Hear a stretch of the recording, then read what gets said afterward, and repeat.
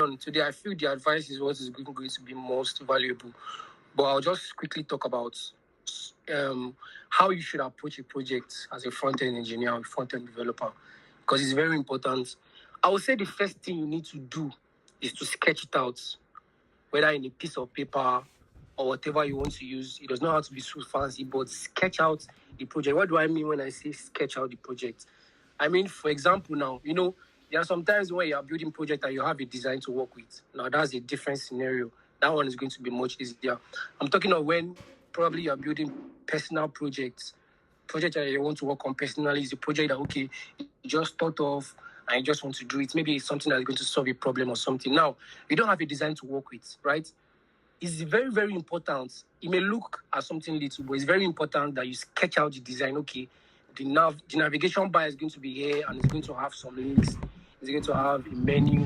It's going to probably have a hero section, an about page, a contact page, and maybe it's a fashion website. Okay, it's going to have a card of different products. Okay, maybe they can even be able to add to carts and everything. Just think of how you're going to structure the website. I promise you, it is going to help you a lot. And as developers, one of the things we should focus on is time management. Now, doing this is going to help your time management skills because you already have it laid down. All you need to do is just be checking the design and say, okay, this is how it's going to be, okay. And then you start implementing it. Because I'm talking from experience, because when I first started as a developer, we're just concerned about, just open our text, our code editor, our ID, and just start coding without even having a full design of what we want to do. And then I got to find out that in the industry, when you finally get a job, for example, my CTO, he does not care about the code. If there's a new project, he has no concern about the code you are going to write or the functionality. He just wants to see a design. Not just a basic design, okay. From start to finish, everything that application is going to have, from the beginning to the end, from all the pages to all the functionality to all the libraries you're going to use, he wants to know everything from the beginning to the end, and that is how it's going to be. That's why I'm telling you that sketching out the design and figuring out everything you're going to use is the most important thing. And then also, what else? List out all the features or all the functionalities that application is going to have. Let's say, for example, you are building a fashion website, like I said before. What are the kind of functionalities it's going to have? Okay, in the website, it's probably going to have a hamburger menu, right?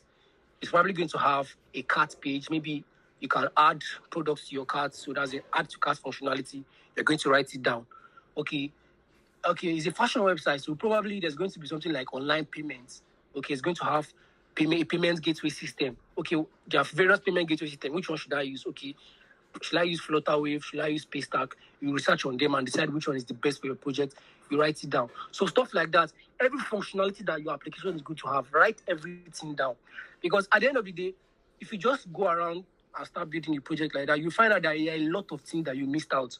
And it's very bad when you are presenting a project and there are a lot of things that you're supposed to do that you do not do, right? That's why it's very important to write down all these things, then show it to probably your project manager.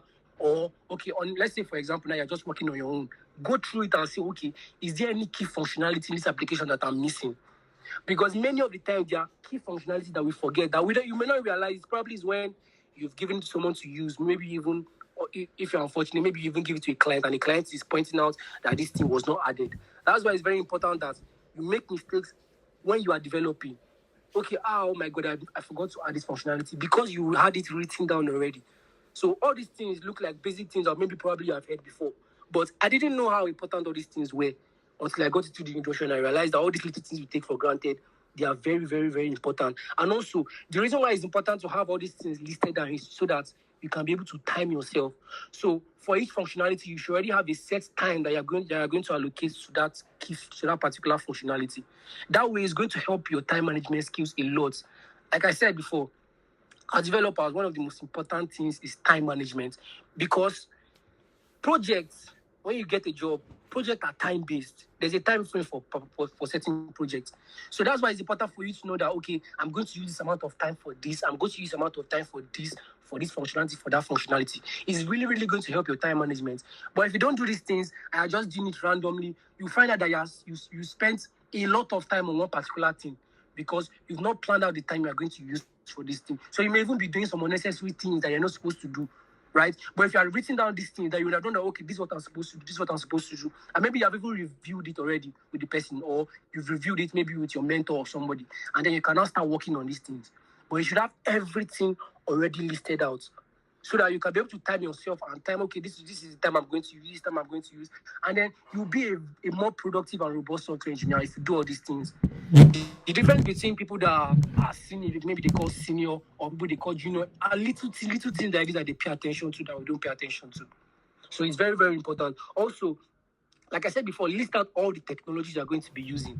Okay, am I using an API? Am I doing data fetching? Okay, am I going to be using Axios? Am I going to be using the fetch API or stuff? You decide, okay, I'm going to be doing data fetching. Am I going to be using React Query, Tanstack Query, or one of these data fetching platforms? Okay, I'm going to be handling payments. Okay, what should I use? Should I use Paystack? Should I use Flutterwave? Or should I even use Stripe or whatever?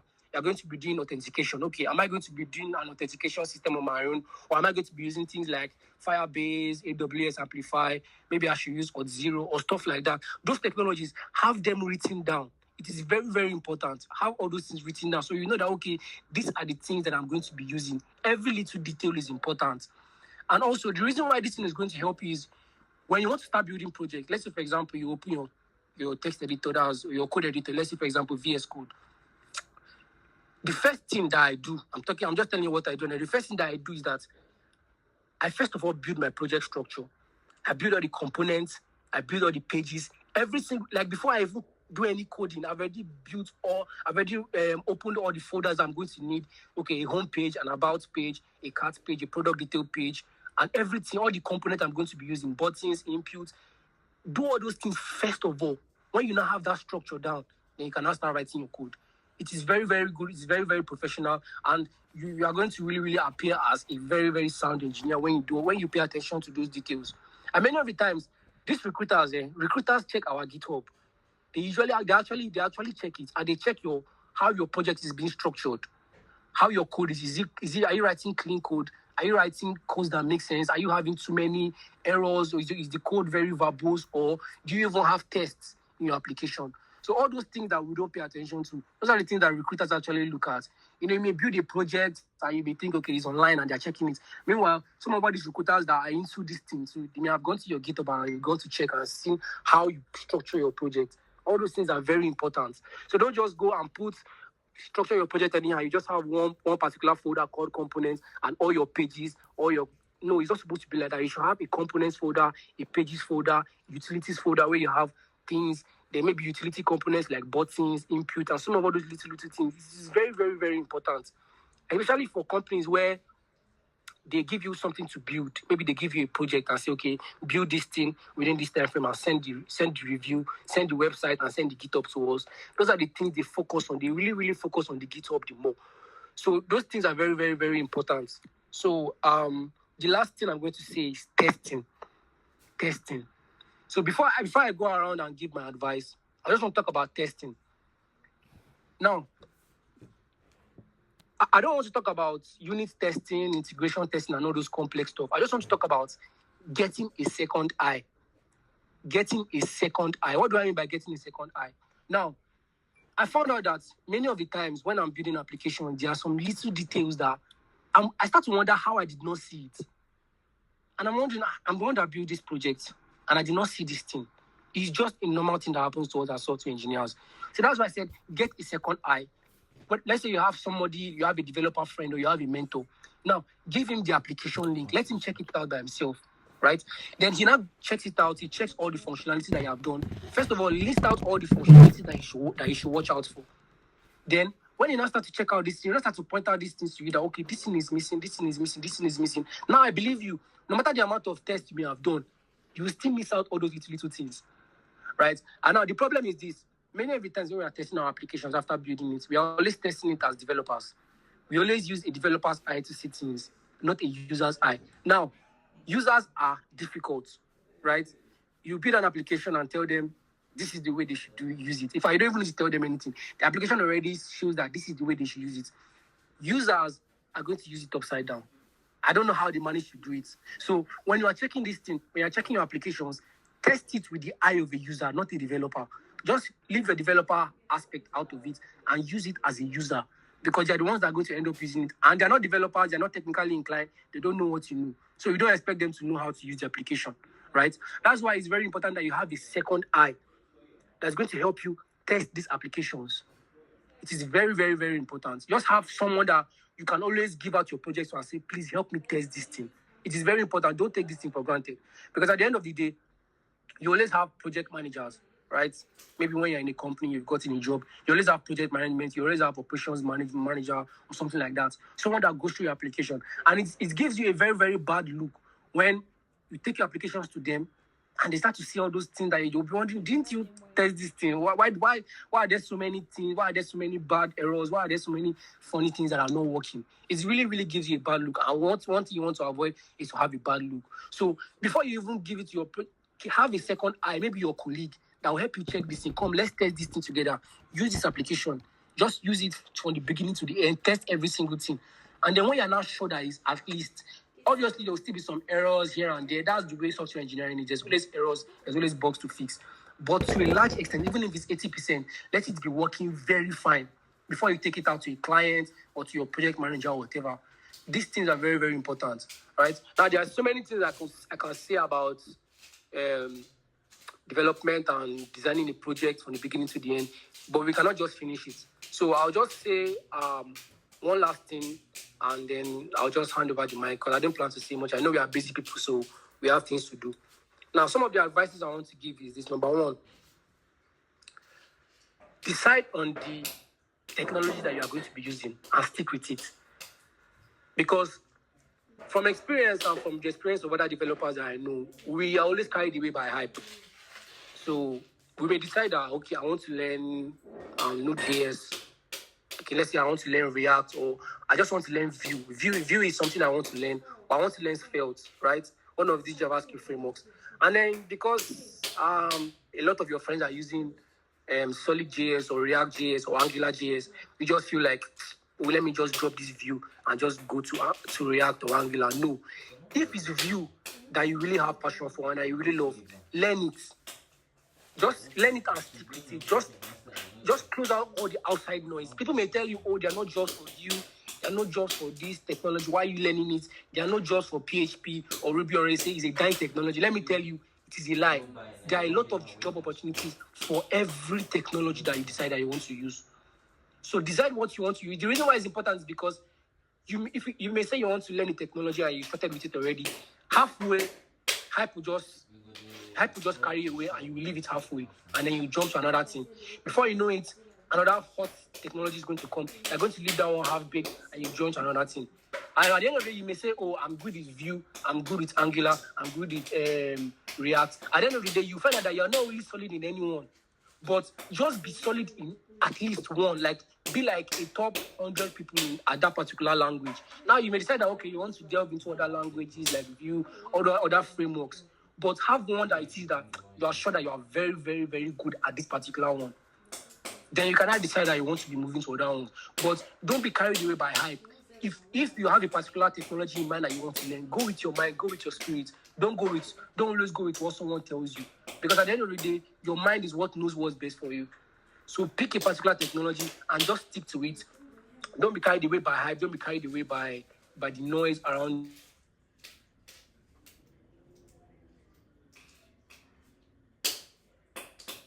Before you start to learn some kind of technologies, if you're someone that is very, very desperate to get a job as soon as possible, then what you do is check out job openings and then check out the technologies that they're using. Now, I know it might sound contradictory to what I said before, but that's why I said if you're just starting out, right, and you want to get a job as quickly as possible, what are the technologies that these people are requesting for, right? So you check job openings. There are various openings, LinkedIn, some Indeed.com and some other online platforms where you can look for jobs. What are these technologies that they're asking for, right? Then you can now start channeling your learning towards these particular technologies, right? If you're someone that, okay, you want to take it step by step, you're not even looking for a job, you want to take it step by step, and then you want to learn these things before you now start chasing jobs, then on your own, decide what you want to do. You decide the technologies you want to use. But if you're someone that, I just want to get a job now, man, I just want to get a job, then the best option for you is just to check out job openings.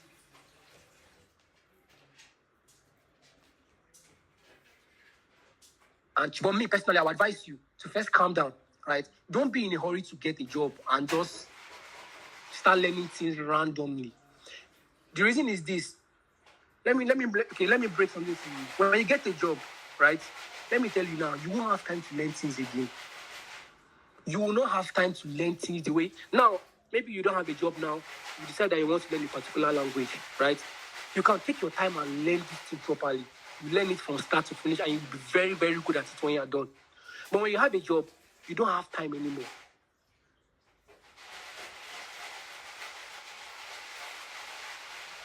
You can build all sorts of applications. You won't have that time again. So that's why I said, forget about getting a job and learn properly. Just focus on learning. Forget about jobs for now. I know you may be saying, oh, I've been learning this thing for a while. I don't have a job. Now, the job is going to come. But the most important thing that should be in your mind is learning. Just continue learning. I assure you that it is a must. As long as you are dedicated to this field, you will surely get a job, right? But focus on learning first. That's what's the most important thing. Because at the end of the day,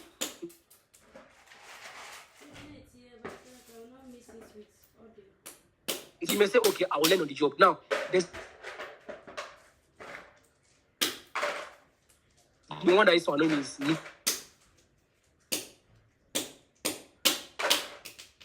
Things you constantly be about. Someone should just be the manager that should just functionalities, and they start working on it.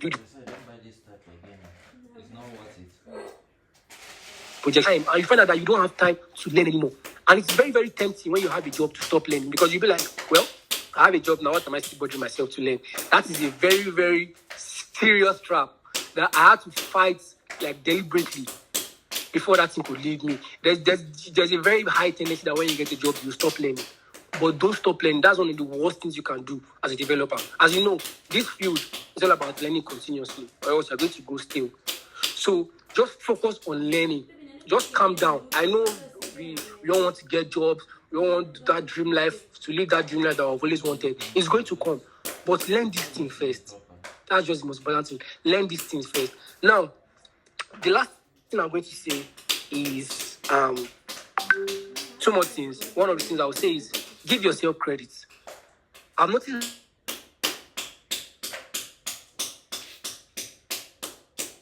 that we are always too hard on ourselves. We never give ourselves. I see some technologies that I have to learn. Look at compare where you were when you first started to where you are now. You find out that you've actually made progress, but you will never give yourself credit for that progress you've made. You will always be seeing the negative part. You will always be seeing the imposter syndrome, imagining that you are not good enough. Meanwhile, you have actually gone very far, right? So many of the time, it's very, very common with developers, including till now, I still have that problem. We don't give ourselves credit. We're always too hard on ourselves. We always feel that we have so much to learn. There will always be so much to learn, no matter where you get, no matter how many things you think you know. There will always be so much to learn, because this field is just overwhelming. There are just so many things to learn. But give yourself credit. You know that, okay, I started this thing without having any technical knowledge. I did not do computer science. I did not go to maybe I didn't even go to any boot camp. I'm self-taught. And you find out that, okay, you know HTML, you know CSS, you know JavaScript, and maybe you've even learned the JavaScript framework already.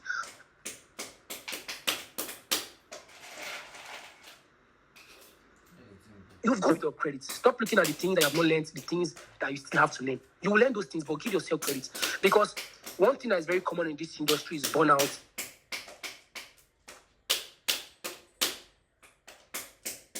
Frustrations and all sorts. And you sometimes abandon this industry.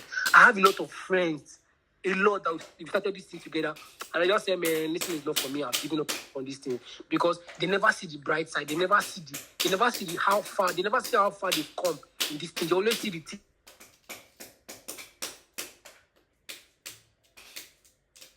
that they are planting. Just continue learning and give yourself a little bit of credit. Cut yourself some slack. You've done well. You've really, really done well. It's not easy to learn programming. It's not easy to learn anything. CSS, HTML, they are not easy. Don't think, oh, your mates are learning Rust, your mates are learning Elixir, Ruby on Rails. Python and you're still learning HTML and CSS. No, those people started from that place. They learned all those things first, right? So those things are very important. Give yourself credit. You are trying, you are doing well, and before you know it, you are going to get where you want to get to. But you must first of all give yourself credit and push yourself to keep learning, because frustrations will set in. I won't come and deceive you and whine you that it's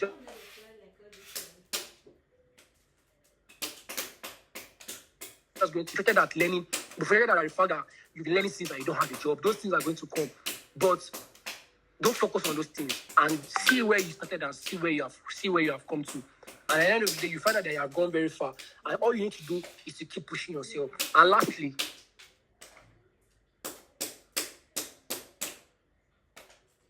fall in love with coding. You cannot last.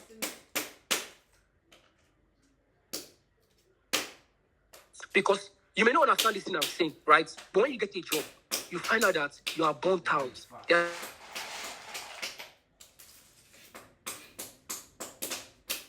So many you just quit. It is very, very common. And you are going to come to that point. I'm just telling you that you are going to come to that point where you'll be frustrated and you just want to give up, where you are so burnt out, you are so overwhelmed about the amount of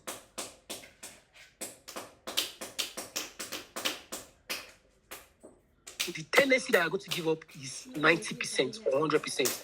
You will give up if you don't fall in love with coding, right? One of the things that kept me going was that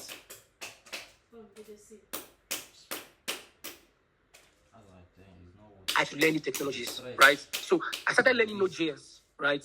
And I really thank God I made that decision, because I was so burnt out. I just wanted to quit or something like that, right? Take a break, or just maybe take a long break, take a vacation and everything. I just said, no, I just have a lot of burnout and I just want to rest. But I found out that when I started learning Node.js, I started enjoying myself. I started building personal projects on the side, which was not easy because there's no time. And I found out that was what kept me going. It kept the fire burning, and then I started to perform well at my job again because I was motivated. So constant learning is what is going to help you in this industry. And that's why you have to fall in love with coding. If you see it as a job, if you don't fall in love with coding and see it as something you have to do as a necessity, you are going to give up in this industry. So you must fall in love with coding, fall in love with programming, fall in love with those technologies, and continue learning. Continuous learning is what is going to keep you, because you still feel fresh at every point in time.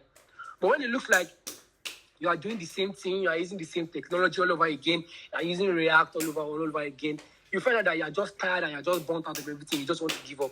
So when you the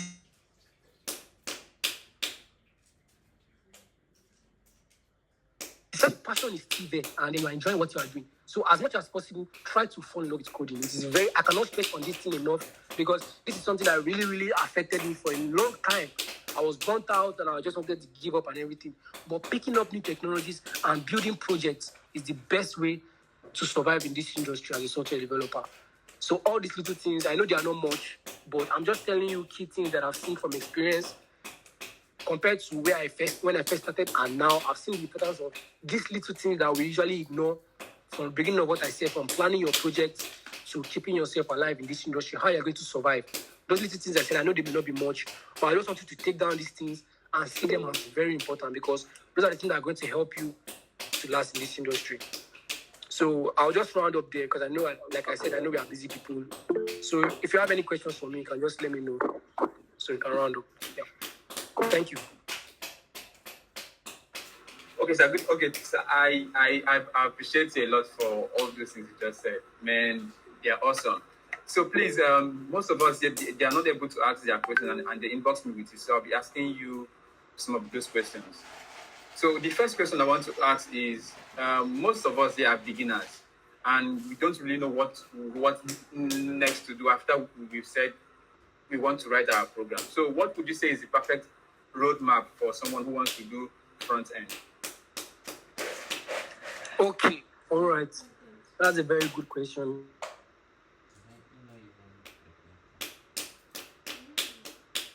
As a front-end developer, right, we all know we need to start from somewhere. We need to start from the basics, which is the structure of the website, the markup, which is HTML, how the structure, how the layout and everything is going to be.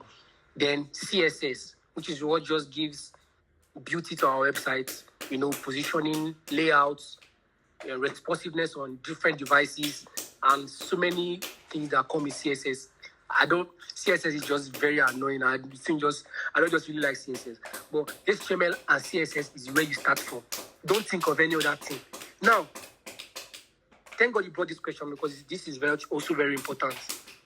Before you learn JavaScript, focus on these two things and build plenty projects. That's one of the things that helped me personally. I didn't really have anybody to guide me, but somehow I was just sensible enough. I don't know how I managed to be that sensible at that time. But before I learned JavaScript, I first of all learned how to build projects with just HTML and CSS alone, without JavaScript, without any functionality. Just HTML and CSS, right? That thing really, really, really, really helped me. Now, how you can get better at these things is to have designs to work with. When I say designs to work with, I don't mean go and meet a designer to help you design. There are various platforms. We have something like Frontend Mentor, right? Where we can see projects that we can build, right? Websites that somebody has built, and then we can clone. And apart from that, look at different websites. I remember I looked at some website that time. I looked at SoloLearn. I looked at was it Paystack, and some of all those websites that you feel that this is going to be very challenging for me to build. And what I did was that I started to clone these projects. Right? I opened the website down. I opened my laptop and I was following the designs, knowing how to build this thing with just HTML and CSS. So before you go to JavaScript, do at least 3 to 4 projects on HTML and CSS alone, right? Just think of any website, right? Then clone it. Just clone it with HTML and CSS to practice your skills. Let me tell you, that's the only way you're going to get better.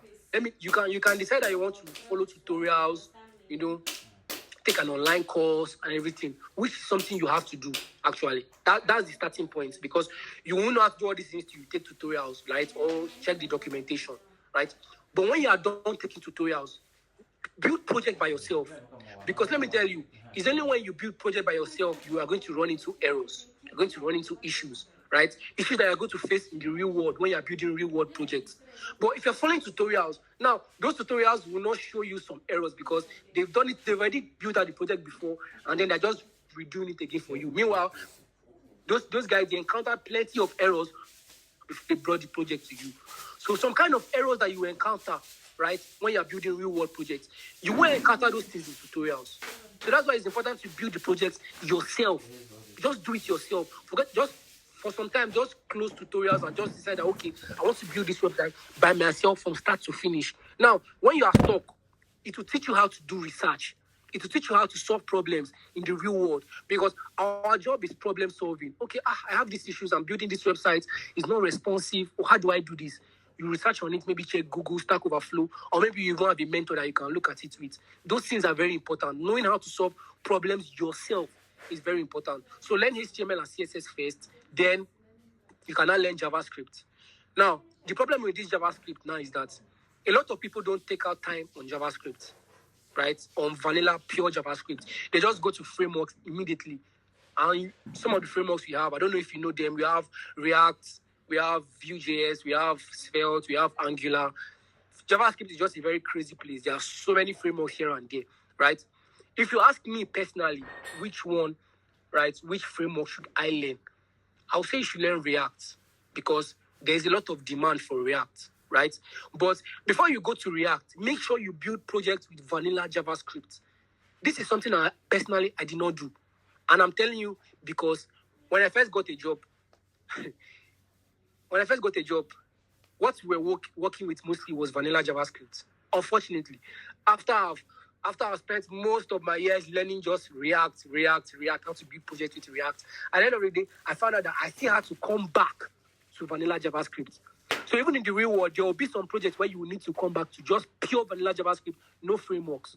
So if you're someone that you didn't take out time to learn vanilla JavaScript, then you are in trouble already, right? Because those frameworks, they are JavaScript frameworks. They are built based on JavaScript. So why not learn that JavaScript first properly? When you learn JavaScript first properly, those frameworks will be cheap to you to learn. I worked with vanilla JavaScript more. If I'm coming with this mindset to go and learn a framework, I won't spend more than a month, 3 weeks learning those frameworks, because JavaScript, it is still JavaScript. So focus on learning JavaScript, build projects, get a course if you can, or follow a tutorial. Personally, I would say get a course because it will be more structured and they won't be rushing it the way a lot of tutorials do. Just get a course on JavaScript. Focus and learn the basics of JavaScript. Everything from the primitive types to objects, to arrays, to switch statements, to for loops, higher order functions, those basic things about JavaScript. Focus on those things, and any framework you want to go into will just be beans. It's something that you won't take too much time on. And I don't know if I mentioned also learning a CSS framework if you want to. Personally, I prefer to write my own CSS most of the time, but that's for personal project. But there's sometimes where you may be working and then you don't have so much time to be writing a lot of CSS. You can decide to use a CSS framework, right? But like as usual, learn pure CSS first before going to any framework, right? Just learn pure CSS before you go to any framework. I can advise you learn Tailwind, Material UI, maybe Bootstrap. Personally, my own personal recommendation would be Tailwind because it just gives you more flexibility than something like Bootstrap. But at the end of the day, you can analyze these ones and see which one is best for you. I'm just giving you my own personal opinion on what our advice you should learn, right? Bootstrap is very nice for beginners. Tailwind can make your HTML look very funny. But personally, I just like the freedom that Tailwind gives you, right? Just give you utility classes. But Bootstrap just gives you something that you must use. All the buttons, you already know how they're going to be. And you may find out that you have to be writing some CSS later on. So personally, I just prefer Bootstrap. So learn pure CSS before you decide you want to learn a framework. Then JavaScript, then learn a JavaScript framework. Then, now this is very important. Please, this particular one I'm telling you, this is what helped me to get a job. As a front-end developer, one of the most impressive things you can do is to build full stack projects. Now, the problem is you're a front-end developer, you're not a back-end developer. So how can you build a full stack project if you're not a back-end developer? And it is very, very impressive on your portfolio when you have a full stack project from front-end with all the old full stack functionalities like authentication, a database, file storage. Now, since you're not a back-end developer, how do you go about it? The best option is to learn a backend as a service. We call it backend as a service, BAS. Now, there are various options. There are many options you can go for. You can go for Supabase, Firebase, AWS Amplify, and some other ones.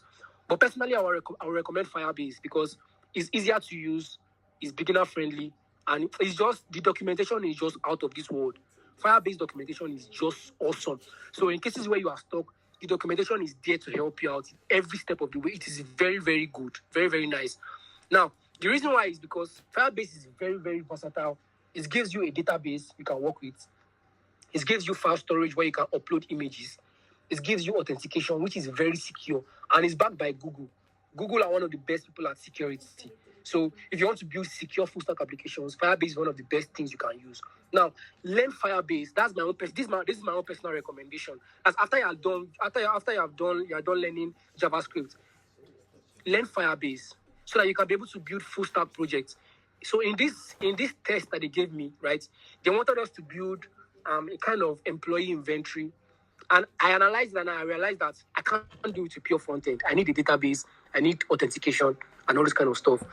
And it's very hard as a front end developer to see APIs that you can consume for all these kind of things, right? For you to see an API where you can consume for authentication is very, very difficult, right? No one is going to give it to you. So you have to learn a backend as a service to help you do all those things.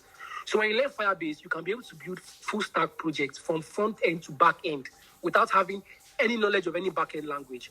And that's what's most impressive. To-do lists are impressive. Maybe some projects where you just use consume maybe MovieDB API or one of those free APIs online. It's actually very impressive. Because one of the things they want to check is how you can use back-end data. Because that's what you're going to be doing. You're going to be consuming a lot of data that back-end engineers are going to do, right? But in cases where you need to build full-stack applications on your own without the help of any back-end developer, you need to learn something like Firebase, right? So our advice, you learn Firebase after you're done learning JavaScript and the frameworks. Then learn Firebase. Once you've learned those ones, they're good to go. You don't need to learn anything. You don't need to touch the backend. You don't need to learn about databases or all this kind of stuff. It's if you want to go into backend development that you can start learning all those things. But once you can learn HTML, CSS, JavaScript, CSS framework, a JavaScript framework, and then one backend as a service, you are good to go. So that's what I will say for now. I don't want to take too much time. Okay, sir. Okay, I appreciate you for that. That answered all the questions I had in mind. So someone else has a question before I ask another one. Jackson, please ask your question. Yeah, good evening, everybody, and thank you for the wonderful lessons. My question is this: as an experienced developer, how long? What is the time frame to actually, when somebody is serious with learning, what's the time frame to learn a particular, let's say, a language, a scripting language, maybe a framework, or whatever the person wants to learn? What time frame do you actually give to yourself and say, okay, let me give myself as 2 months or 1 month or 3 weeks, something like that? Thank you very much. Okay, that's cool. I can already say a comment that it depends on the person's dedication. That's actually excellent. That's the first thing I wanted to say as an excellent suggestion, right? But I'll just like give you maybe an estimate of how long it takes to learn this framework that I mentioned or these languages that I mentioned. For HTML, it does not take time, obviously. Let's say within max 2 weeks or 1 week plus, you've learned HTML, right? I'm just telling you from experience now. Just HTML is not that difficult to learn. There are not so many things to learn. Let's say 2 weeks. Let me just say 2 weeks. Then CSS, for example, you can use more than a month, or let's say a month to learn CSS. Now, if it's just the basics of CSS, right? Maybe not advanced for now, because when you're first starting out, focus on the basics. Leave all those advanced things about CSS that maybe like some of all those word selectors or some of all those absolute positioning, relative positioning, those things that are very weird at the beginning. If you want to leave out those ones at the beginning stage, then you can learn CSS in 3 weeks, highest a month. Like the person said, I don't know who said that. It actually depends on your dedication. But I'm assuming you are really dedicated. I'm talking from the aspect that you're actually very dedicated at this thing. So CSS will take you like 3 weeks or a month to learn at most. Now JavaScript is a whole different ball game. JavaScript is not something you learn in a month, right? JavaScript may take you up to 2.5 months to really know what you are doing in JavaScript, right? JavaScript is a very weird language that you are always learning something. Every day I'm seeing something new in JavaScript. Every day I'm running into some kind of funny issues I've never seen in JavaScript, right? So JavaScript can take you 2 months plus to learn. 2 months plus, right? So, but if you're very dedicated, you can learn it in 2 months, right? But me personally, I would say 2 months plus. You may even get to 3 months. That's your JavaScript. Now, JavaScript is the big deal for you. Once you've learned JavaScript very well, you may say, oh, 2 months is a lot of time, 3 months is a lot of time. But once you've learned JavaScript very well within that time, then React.js will take you nothing less than 2 to 3 weeks.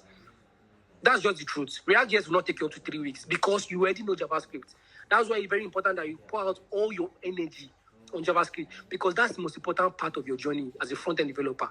JavaScript is the most important part. Once you learn JavaScript, all other frameworks, all other libraries, using it with Firebase or whatever, is going to be very easy, right? So JavaScript is what is going to take the bulk of your time. JavaScript is what is going to take you the bulk of your time, right? So just focus on learning that JavaScript. Even if it takes you 4 months, learn it properly. Then React and all those other ones will not take you up to 3 weeks to learn. And then you've learned all those things. So I would say that's like the time frame. And I don't know if I mentioned TypeScript. Did I mention TypeScript today? No, you didn't. Have you guys heard of TypeScript? Yes. Okay. We have. But, okay, when you've learned JavaScript, learn TypeScript. Because the industry is moving towards TypeScript now. The reason is this: TypeScript is safer, right? JavaScript is a dynamic language. So I can define a variable, right, that's going to be a string and give it a number later. And then I won't get any errors until I run it. As an attack to see different errors. So to prevent production errors, a lot of companies use TypeScript because TypeScript is going to warn you about those errors before your code even compiles. So before you even run your code in the browser, all those, in fact, it will not even run because TypeScript is a compiler. So it has to first compile before your code will run. So if there are errors in your code anywhere, TypeScript is not going to compile. So your code will not run. So now it's better you see those errors earlier before you push out those products to production and you start to see errors when you have already pushed out the project. So when you're done learning JavaScript, please put TypeScript in your to-do list. TypeScript is so, and it will take you time. TypeScript, 2 weeks, 3 weeks, you've learned it. In fact, 2 weeks, you've learned TypeScript because it's basically JavaScript, right? But with some extra syntax and more strict coding, right? So please learn TypeScript. So HTML, let's say 2 weeks. You won't even use up to 2 weeks. CSS can take you up to 3 weeks. JavaScript can take you up to 2 months or even 3 months. Then React or other frameworks you want to learn will not take you more than 3 weeks. So, like I said before, focus on JavaScript. That's what is going to take the bulk of your time, right? So that's just it. I don't know if it's clear. Do you have any other question? Okay, I think it's clear enough. And I have another question here, just one last one.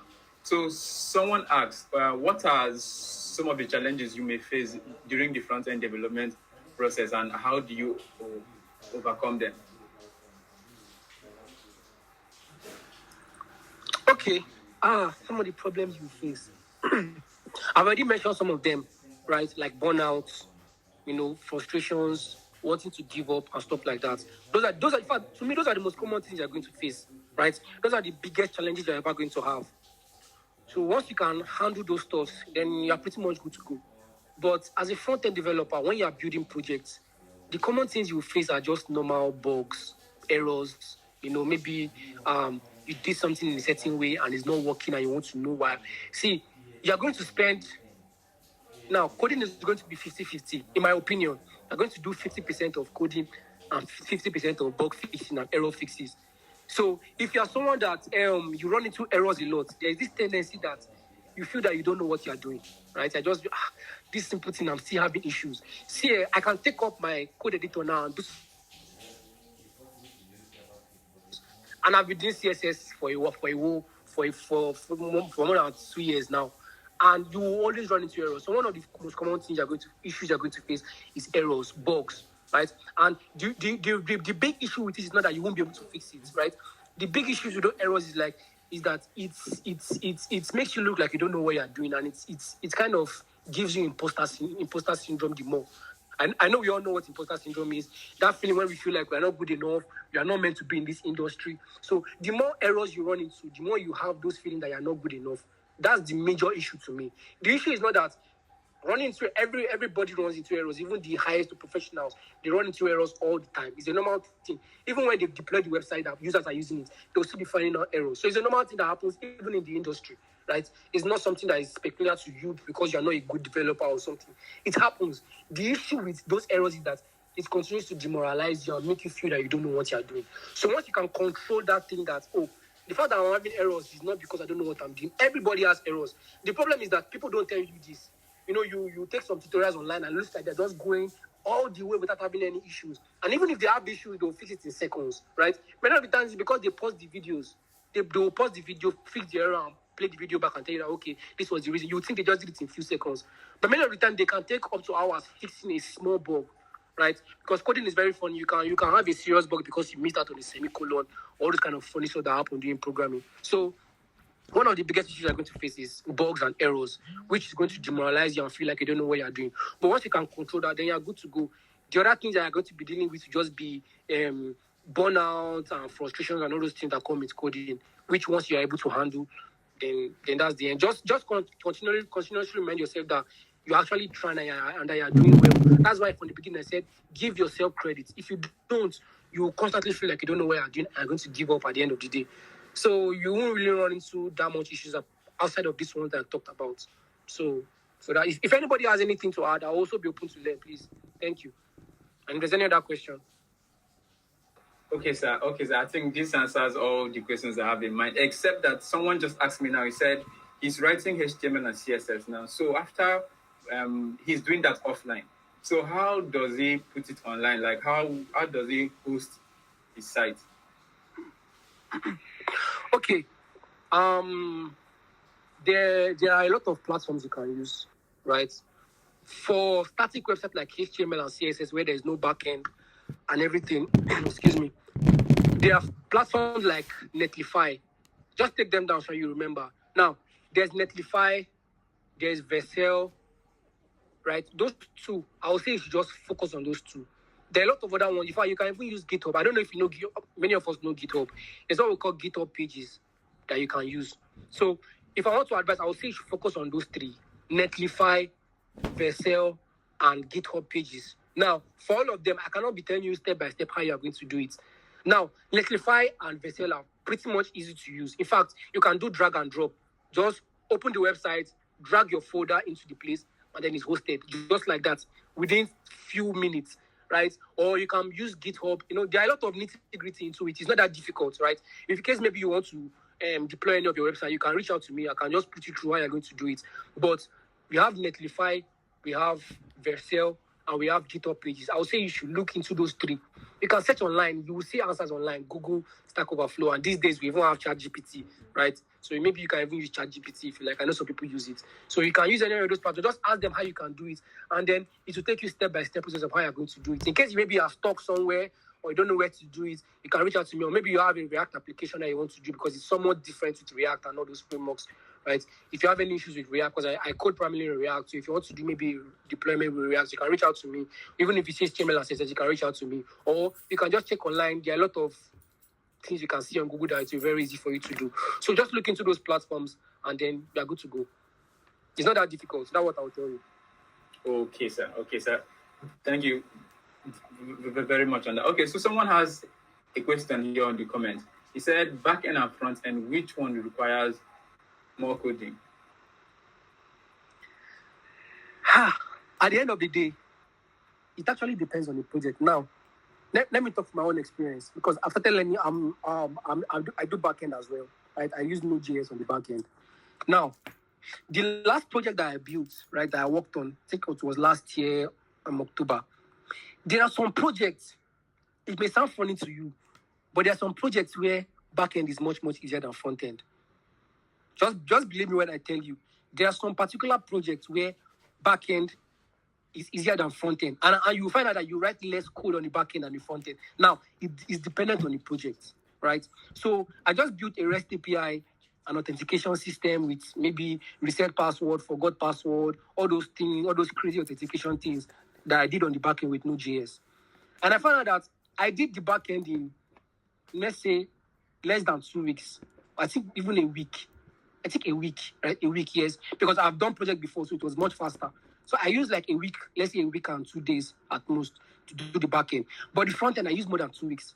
Because some front end can be crazy at times, where the designing and the layout and how to integrate those things from the back end, it will take so much of your time that it look as if front end is harder than back end sometimes. So there is no straight answers. It depends on the project. There are some projects where the front end is way much easy, while the back end requires a lot of deep things, working with databases, security, and all those kind of stuff, how to interact with various gateways. Meanwhile, you in the front end, all you need to do is just to consume the API that I give you on the front end as a back end guy. So there's some projects where back end is easy and front end is much more difficult. Meanwhile, there's some projects where the back end is much more difficult and the front end is easy. So those are the two occasions where those are the two things that I've seen. So there's no straight answers. It just depends on the particular type of project, right? It just depends on the project that you're working on. So that's it. Okay, sir. Someone has a question. They said, can we use 2 languages in a single project? Yes, of course. All companies that you know of, those big companies like Google, Netflix, and all those companies, they use multiple languages. Netflix use Python, Netflix use Node.js on the back end, right? So, but in the same projects, like maybe, let's say you want to build an e-commerce website, whether you can use Python and JavaScript inside that same project, right? That's what you're asking. Yes, sir, yeah? Yes, you can. You can do some parts of the application with Python.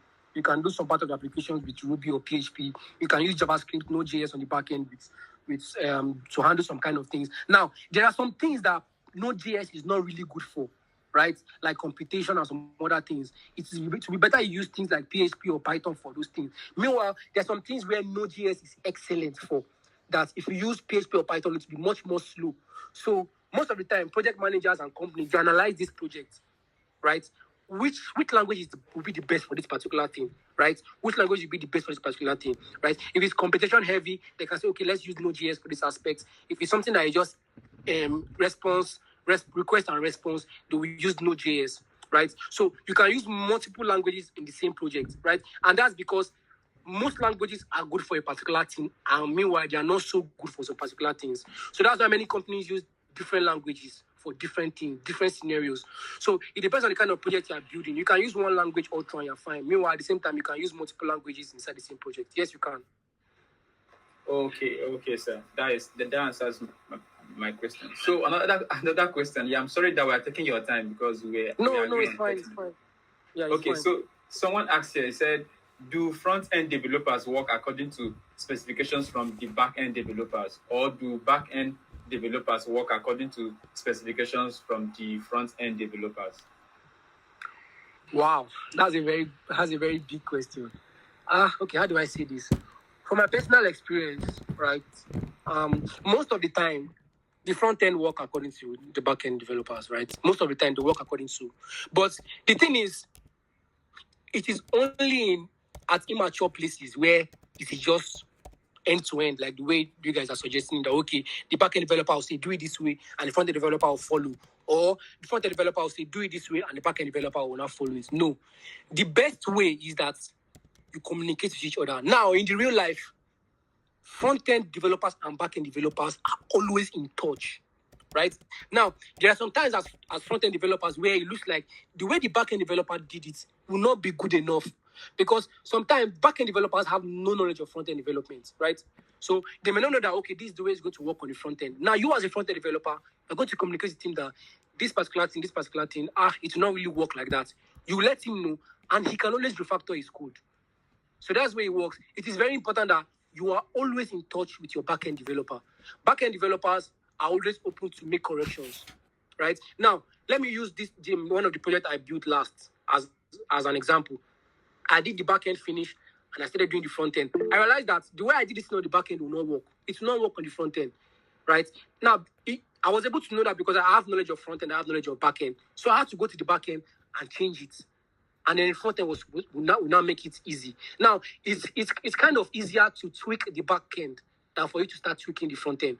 So it's better that the backend developer makes those changes, then you will not align with those changes. So many of the time, it's not a one-way thing. It's not the front-end guy giving direction and the back-end guy giving direction, right? It's a communication thing. That's why you will see many times in job opening, they'll say, have good communication skills. You think it's not important. It is very important. You must know how to communicate with your fellow developers. So you must know how to communicate with your back-end developer, and your back-end developer will know how to communicate with you to build a fantastic project. So it's two ways, it's not one way. So two of them work hand in hand to make this thing whole. Which one will be the best? Will it be easier to refactor it on the front end? Then do it on the front end. Will it be easier to refactor it on the back end? Then do it on the back end. It's just for simplicity's sake. Whichever one will be easy to work with, then that person will have to change it. If it's the back end developer that has to change it, he will change it. Then me on the front end. If it's easier for the sake of the project, then I'll change it on the front end. So that's how it works. Okay. I believe that answers his question. So another question I want to ask is that, okay, after you are into a job, how do you stay up to date with our latest trends and technologies? Because you won't be having enough time to learn and read and all those things. So how do you do it? Yes, so this was one of the first things that I mentioned at the beginning. It is difficult. Like, it is in fact, you mentioned about issues you will face, right? This is one of the biggest issues you will face as a developer. It is pretty much difficult. I don't know how to advise you on this one. But like I said, personally, how it worked for me was that I had to pick up a project, right? See, if you want to be able to keep up with these technologies, if you're not a project-based developer, then you cannot last. There's no other way I can make it sweet to your ears, or I can make it look pleasing to you. I just have to tell you the truth, right? Just decide that, okay, I want to build projects, right? Because now I work Monday to Friday. Fortunately for me, I don't work during the weekends, but these days I've been working during the weekends too. So it's even much worse. In this month, I've not learned any new technology. I've not learned any new things, right? Just sometimes when I'm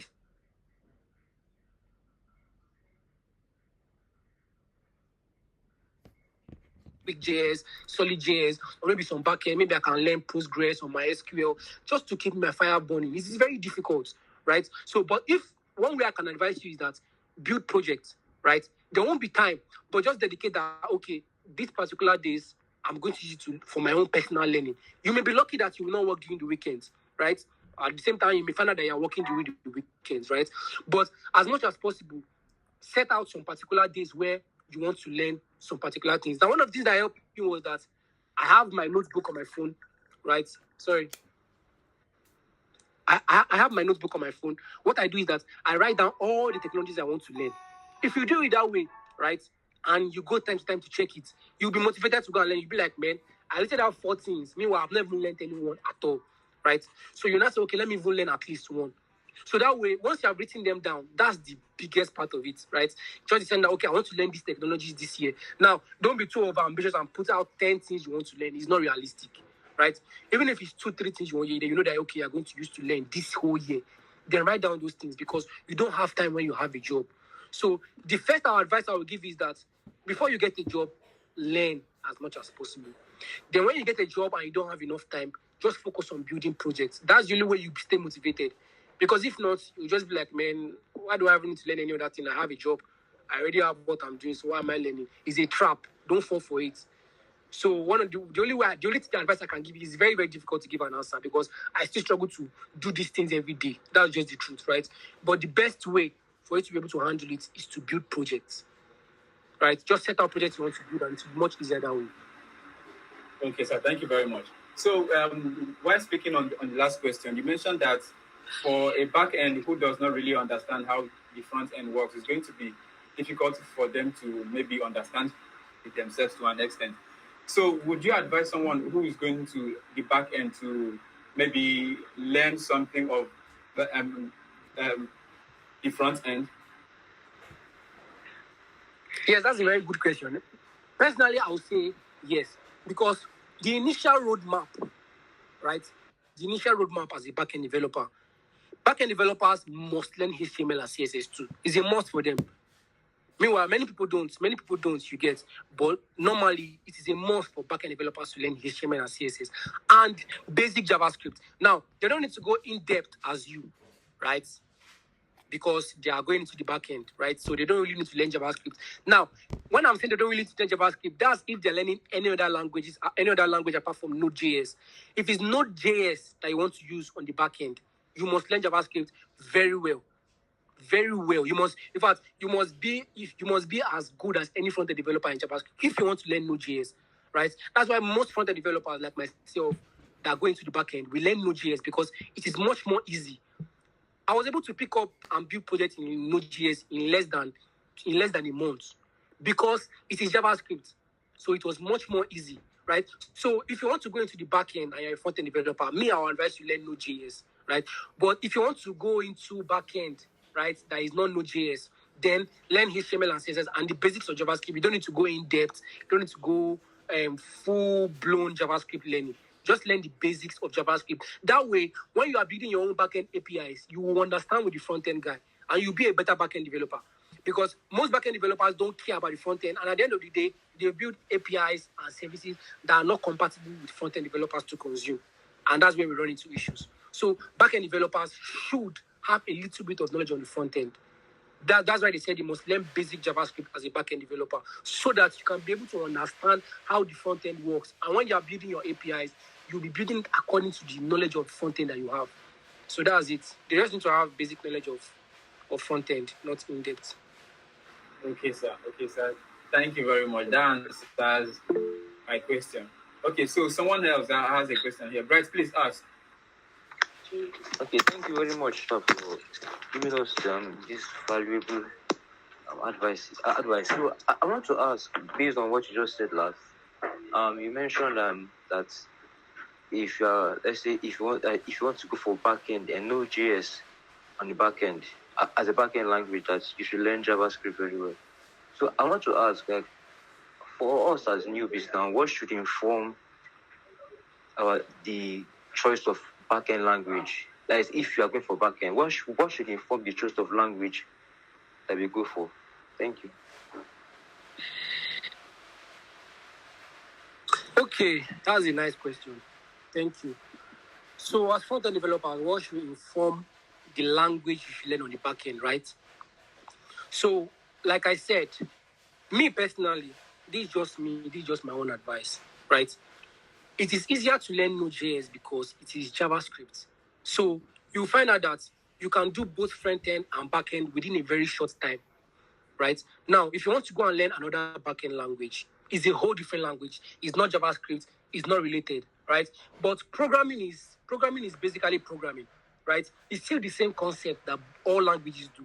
It's just syntax differences and the ways which they do certain things, right? So if you're a front-end developer, me personally, I would advise that when you are done learning front-end, learn Node.js, right? Then if you don't want to learn anything JavaScript, you want to learn another type of language entirely, and you are someone who wants to get a job, right? Then, first of all, decide what you want to be doing, the aspect of tech you want to be doing, right?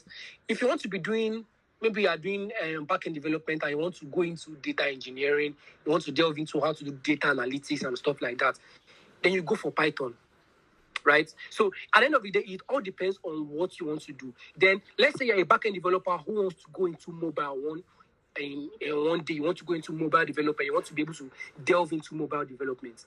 Then you will learn languages like Java, because Java can do web development, it can do desktop development, that's on desktop, on laptops and all this kind of stuff. And it can build apps on mobile, right? So at the end of the day, it all depends on what you want to venture into. Because if you just say, okay, out of the box, I just feel like learning Python, let me just learn Python, it's not going to profit you much. Just have in mind what you want to do. Are you going to delve into other fields, right? Okay, are you going to delve into app development? Are you going to delve into data analytics? Are you going to delve into other things that may be not really be related to web development specifically? Once you've decided on that, you will know the language to learn. You will know the language to learn. So if you want to go into a lot of data analytics, learn Python. If you want to go into app development later, you can learn Java. Or even JavaScript. You can use JavaScript to build mobile apps with React Native. You can use JavaScript to do machine learning. You can use JavaScript to do desktop development with Electron.js. So when you just decide that, okay, I want to delve into some other aspects that will make me a more robust software engineer, you will know the language to learn. So you get. So it's not just a matter of saying, okay, I want to pick, or let me just decide in my head that I want to learn this language. You must first of all decide how your journey is going to be. Are you going to delve into any other thing in the future? Then that will not channel what you are going to learn in the future. So that's basically how you can approach it. Thank you very much, sir. Okay. All right, sir. All right. Thank you very, very much. Thank you very much. I believe you've answered all our questions. If anybody has a question after now, I'm going to drop the link to your LinkedIn and they'll be able to ask all their questions there. So at the end, I want to really appreciate you for giving us. Okay. So before you continue, yeah, me, I came here looking for advice too. I don't just come here as someone. No. So if there's anyone that has advice or not, because I may be the one talking now, but there are a lot of people here that are keeping quiet that actually have a good idea of how we can manage these things. So, like I said, one of the biggest challenges I face is having to multitask. When I say multitask, I mean having my own work, stuff to do, and then doing personal projects. There are a lot of personal projects I have hanging right now. A lot.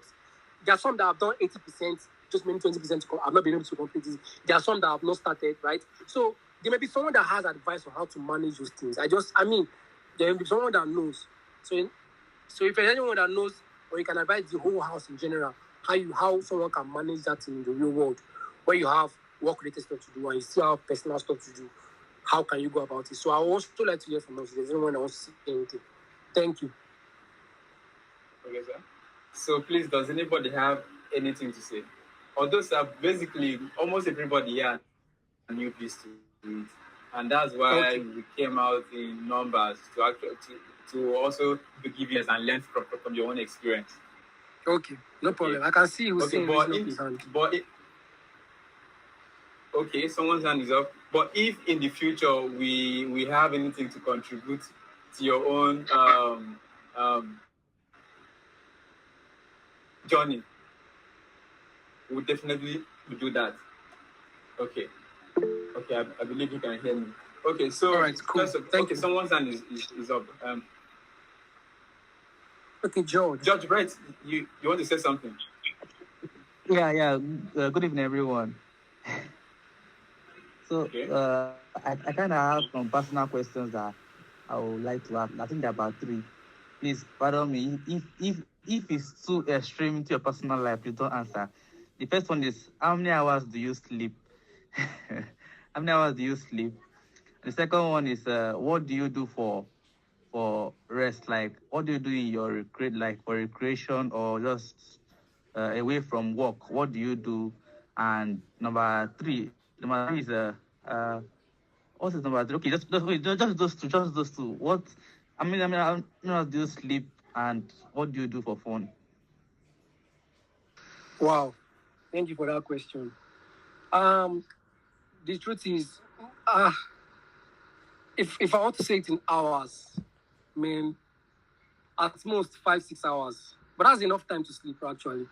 So, but during the weekdays, I sleep maybe like 4 5 hours, right, at most. That's during the weekdays. During the weekends, I rest more because I try as much as possible to finish my work during the week so that I don't have anything to do with the weekend. But this year has been crazy.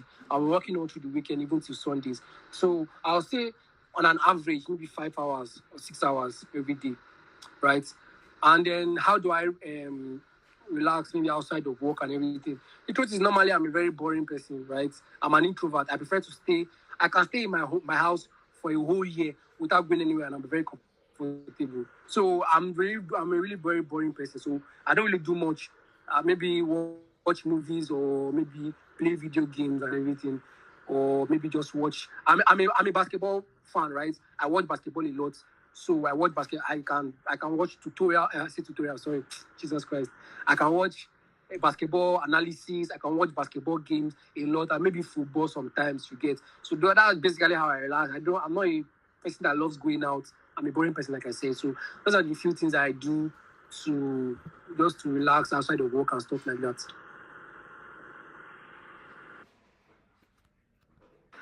Okay.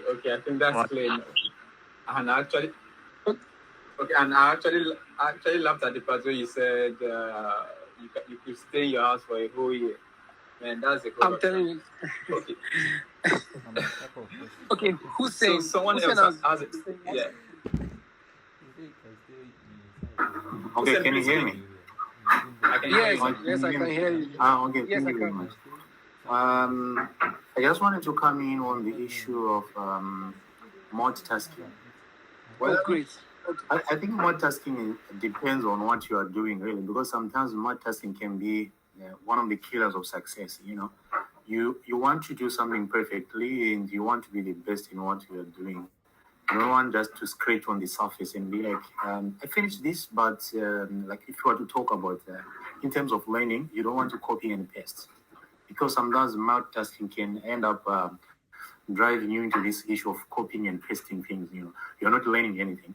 But in your case, this is something that has to do with what you're already doing in the industry. That is, you already learned in these things, and you just want to add more projects into your portfolio, or you're probably creating a portfolio for yourself and also learning new things. How about doing something that is related to the projects that you're already doing in your company? And that way it makes more sense, and because it could be the same code that you're using in your company can simply transition, you're using it again in your own projects. In that way you won't have take more time, like create a separate time for doing your own projects, because you're just combining the same thing. Because multitasking, having 5 things on top of the load that you already have from your company, I think it could be maybe sometimes a killer of success, because you want to produce a good product. You don't want to produce something people are going to say, I know this is already in the market, it's not really performing, it's not really doing this. You want to focus on one project or two or three, and those 3 projects can take you, way long in your life, in your career. So you might have 10 projects. What about trimming them down to probably just 2 or 3 projects only? Because that is going to make more sense in your life. But of course, we've heard in the industry of technology, people have created 20 projects that failed, and only maybe 1 out of 20 that actually succeeded. But these people took time, like, to focus on one project at a time until they completed it. So you might want to look into things that are related to what you're already doing in your in your company or where you're working. Or you can also do this, try to trim down your workload and put into one master plan, one project, two, or maybe just 3 projects that you want to focus on. And that's going to bring something new, maybe probably in the industry, some innovation or innovative product that you're going to produce. If it can be just one product, it's also really enough, because one project can take you way far in your career or anything.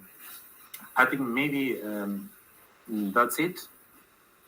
Sometimes it's also about time management, which is really tricky. It's not really easy to manage your time sometimes. But sometimes we also fail to manage time simply because we're just putting a lot of things on ourselves.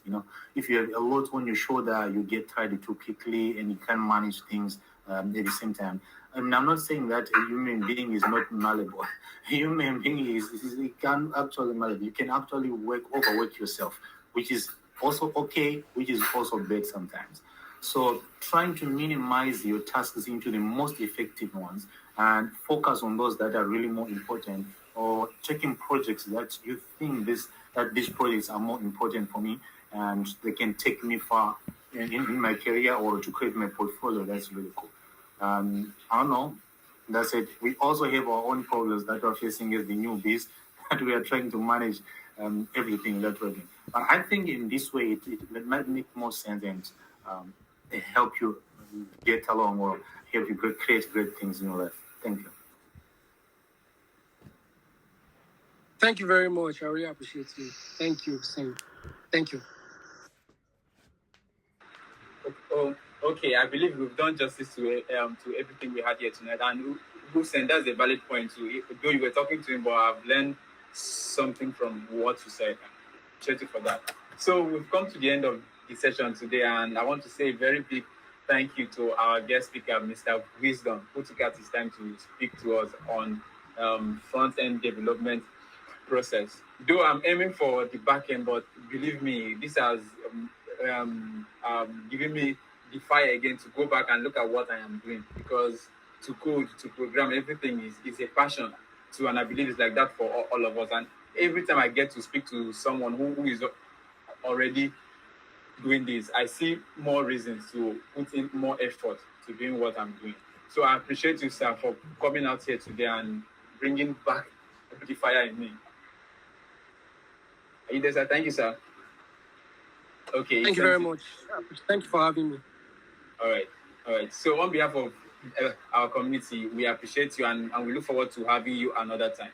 So I'm going to drop a link to your profile so that some of us here who are aiming at the front end, who wants to speak with you privately, we also come and connect with you and get to know you more, so that in case you have more advices you could give to them, you should. And thank you very, very much for coming out. So for everybody who is here today, I want to appreciate you too for coming out. It's not easy to also want to learn. It's one thing to want to do it, and it's another thing to actually do it. So I thank you, everybody. So, sir, I thank you for being around, and this will be it for the night. Thank you very much. Thanks, everyone. Okay, everybody, please unmute your mic and say goodbye to our guests. And thank you. Yeah, goodbye. Thank you, Goodbye. Mr. Thank you so Wisdom. much. Thank you so much. Thank you so Everyone, I much. appreciate you. Good night, sir. Good night. Good night, everyone. Thank you very much. Thank you very much. Well, I learned a lot.